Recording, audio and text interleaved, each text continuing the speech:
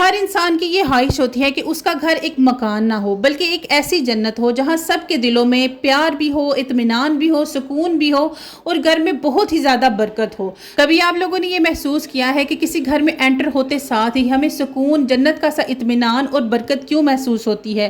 کبھی کبھار بہت بڑے بڑے محلوں جیسے گھروں میں بھی لوگوں کے دل ویران اور گھروں میں بے برکتی ہوتی ہے، اور کہیں پر چھوٹا مکان اور محدود آمدن میں بھی لوگوں کی زندگی پرسکون اور گھروں میں جنت کا سا اطمینان ہوتا ہے۔ برکت صرف پیسے سے نہیں آتی، اگر آپ کی زندگی میں سکون، اطمینان اور محبت نہ ہو وہ پیسہ بھی بے برکت ہو جاتا ہے۔ تو آج کے ولاگ میں آپ کو اپنے ذاتی تجربوں، بڑوں کی نصیحتوں اور قرآن و سنت کی روشنی سے کچھ ایسی چیزیں بتانے والی ہوں جس کو میں دعوے سے کہتی ہوں کہ اگر اپنی ڈیلی لائف میں انکلوڈ کرتی ہیں تو انشاءاللہ آپ کا گھر نہ صرف جنت بنے گا بلکہ پرسکون اور اطمینان کا مرکز بھی بنے گا۔ سب سے پہلی عادت یہ ہے کہ آپ نے ہر کام سے پہلے بسم اللہ کا ذکر ضرور کرنا ہے۔ یہ نہ صرف ہمارے لیے رحمتوں اور برکتوں کے دروازے کھولے گی بلکہ ہمارا رب بھی ہمارے اس عمل سے بے حد خوش ہوگا اور رزق میں، برکت میں اور سکون میں اتنا اضافہ ہوگا کہ آپ کو سمجھ ہی نہیں آ رہی کہ آپ کا دل اتنا پرسکون اور اطمینان کہاں سے آپ کے اندر آ گیا ہے۔ یقین کریں میری اتنی پکی عادت ہو چکی ہے کہ گھر میں کوئی بھی کام کرنے سے پہلے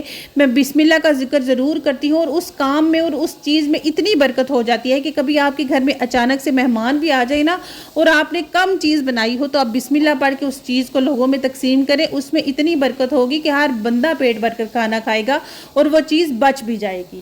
سیکنڈ نمبر پر اپنے دن کی شروعات ہمیشہ صدقہ دینے سے کریں۔ صدقہ دینے سے ایک تو ہماری عمر بھی لمبی ہوتی ہے اور دوسرا ہمارے رب کا ہم سے وعدہ ہے کہ اگر تم مجھے ایک گناہ عطا کرو گے تو میں اس کا 10 گنا تمہیں واپس ریٹرن ضرور کروں گا، اور اگر آپ اپنے رب پر یقین رکھ کر ایسا عمل کریں تو یقین کریں کہ یہ کام ہوتا ہے۔ میری آزمائی ہوئی بات ہے، جس دن میرے پاس پیسے نہیں ہوتے نا، میری جیب میں جتنی بھی گنجائش ہوتی ہے 10، 20، 30 روپے کی، میں اللہ کی راہ میں صدقہ دیتی ہوں، اور یقین کریں نہ جانے کہاں سے لیکن میری اللہ کی طرف سے بہت ہی زیادہ مدد ہو جاتی ہے۔ لیکن ایک چیز کہ اپنے رب پر، اپنے ایمان کو مضبوط رکھ کر آپ نے یہ کام کرنا ہے۔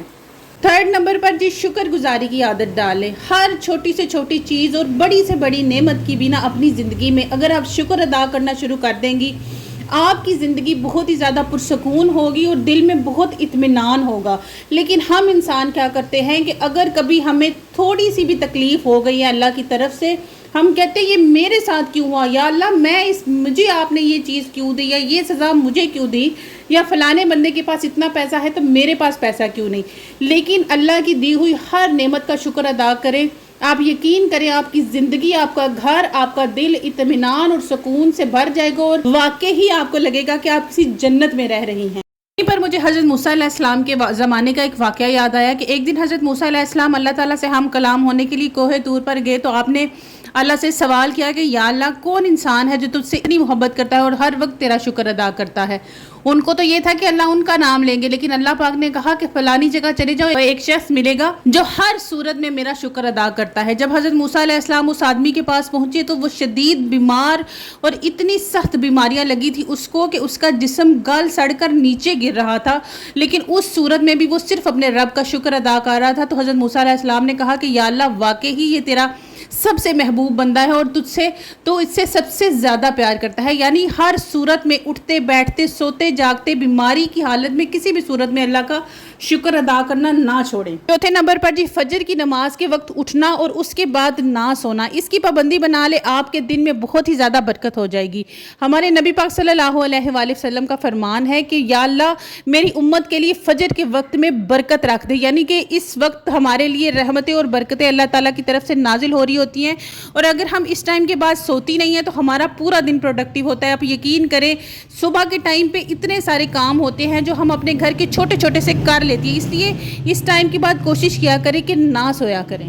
پانچویں عادت تو یوں ہے کہ اگر آپ نے اس کو اپنی زندگی سے نکال دیا تو سمجھے آپ نے اپنی زندگی میں سے عزت، رحمت، برکت، پیسہ، ہر چیز کو نکال دیا۔ کیا پتہ اللہ پاک ہمیں یہ چیزیں دے بھی دے لیکن ہمارا رب ہم سے ناراض ہو جائے گا۔ اس لیے نماز کی پابندی جتنی زیادہ ہو سکے اتنی زیادہ کریں، کوشش کریں 5 وقت کی نماز ہم پر ایک تو فرض بھی ہے اور فرض کام ہم نے کرنا ہی کرنا ہے، تو اس کو ضرور کیا کریں۔ نماز پڑھ کے نا سکون اطمینان سے بیٹھ جایا کریں، چاہے آپ کے پاس 5 ہی منٹ اویلیبل ہیں تو اس 5 منٹ میں اللہ تعالیٰ کے آگے روئیں، گڑ گڑائیں، اللہ سے باتیں کریں، اللہ کو اپنی تمام خواہشات کی سنائیں۔ اللہ ہماری تمام دعائیں سننے والا ہے اور اللہ ہماری تمام دعائیں قبول بھی کرے گا انشاءاللہ۔ کسی کے آگے ہاتھ پھیلانا یا اس سے کوئی چیز مانگنا نا ہمارے لیے سخت مشکل کام ہوتا ہے۔ اگر آپ چاہتی ہیں کہ آپ financially independent who as a home maker بھی، تو آپ نے اپنی زندگی میں اس کام کو انکلوڈ کر لینا ہے۔ آپ کو کسی قسم کی کسی کی محتاجی نہیں رہے گی۔ سورہ واقعہ جو ہے آپ نے مغرب کی نماز کے بعد یا عشاء کی نماز کے بعد روزانہ اس کی تلاوت کرنا شروع کر دیں، یقین کریں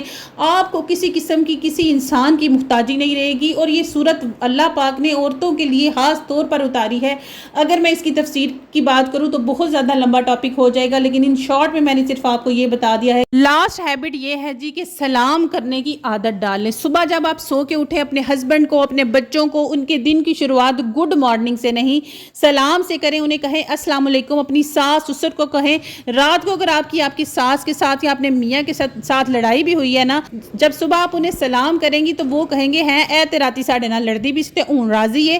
سلام کرنے سے گھر میں رحمتیں آتی ہیں، لڑائیاں ختم ہوتی ہیں اور برکت میں بہت زیادہ اضافہ ہوتا ہے۔ تو جی بس آج کے ولاگ کے لیے اتنا ہی، انشاءاللہ آپ سے کل دوبارہ ملاقات ہوگی۔ ولاگ اچھا لگا ہو، موٹیویٹڈ لگا ہو، انٹرسٹڈ لگا ہو تو چینل کو سبسکرائب، ویڈیو کو لائک اینڈ شیئر کرنا مت بھولیے گا۔ دعاؤں میں یاد رکھیے گا، انشاءاللہ آپ سے دوبارہ ملاقات ہوگی۔